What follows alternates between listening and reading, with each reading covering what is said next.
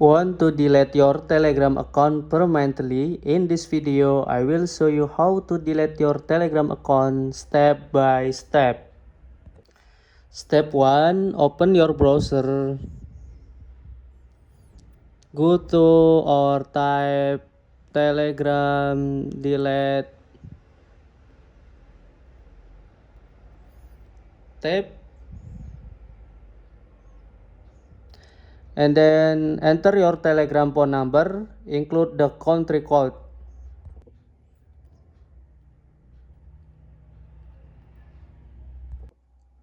Click next.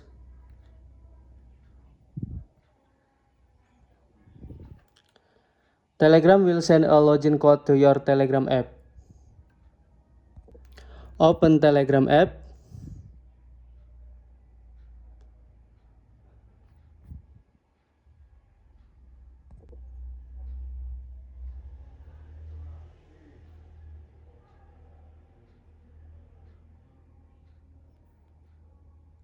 Paste.